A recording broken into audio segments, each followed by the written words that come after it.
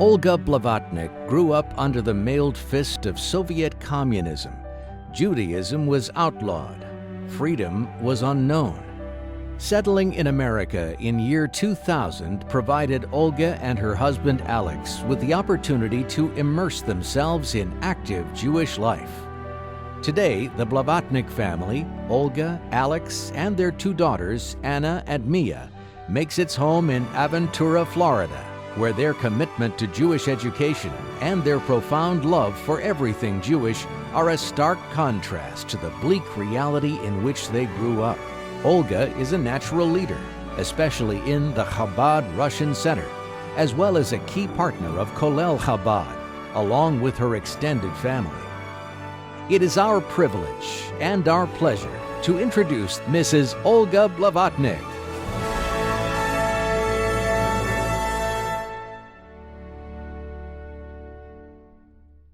Good evening, ladies and gentlemen, distinguished honorees, Rabbi Duchman. When Rabbi Duchman called me and asked to address you tonight, an audience of almost 1,000 people, I did not hesitate for a long time.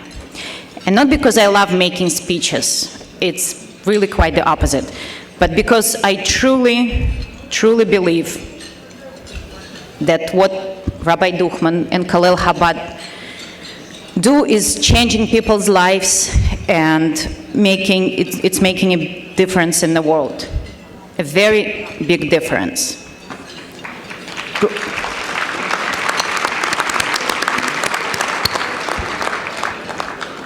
Growing up in the Soviet Union, my family was not particularly religious.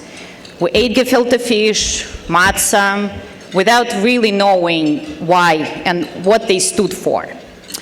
So my father is now 65 years old, yet till this very day, his mother, who is 92, worries whether he had a proper meal. And I think some of you can really relate to that. That is what we Jewish mothers and Jewish grandmothers do. We worry about our kids. Speaking of Jewish mothers, this week's Torah Parsha is focusing on the quintessential mother of all Jews, Rachel. Even after her death, she was destined to look after her children, see them depart for the long exile, and then welcome them back to the new, reborn, and vibrant state of Israel. As mothers, we know what our children need, how to comfort them, how to bring them joy, how to nurture, and how to heal.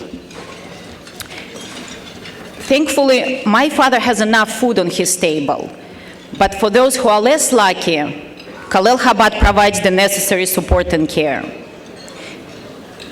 Every month, crates with dry goods and vegetables go out to more than 7,000 families with little children and elderly. Colel Chabad's United Soup Kitchen serves 2,500 meals a month, and more than 1,000 freshly cooked nutritious meals are delivered to the homebound. Just think about these numbers.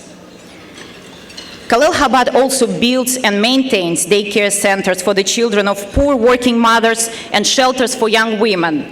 During our recent trip to Israel, we visited such a center for women from the former Soviet Union. These girls come to Israel in order to be able to lead full Jewish lives. Colel Chabad provides them the full board and room. Most of the girls eventually decide to stay in Israel, they marry nice Jewish boys, and they build their new lives. And it's all thanks to Colel Chabad.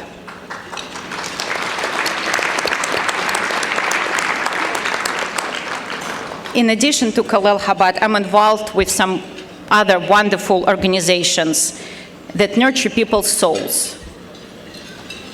But a person cannot survive without basic needs like food and shelter.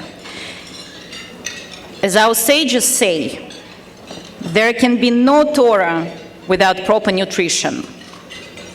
And this, for me and my family, is what Colel Chabad is all about. I am inspired and honored that through our commitment to Colel Chabad, we look after the children of Israel, just like Rahel did in the biblical times.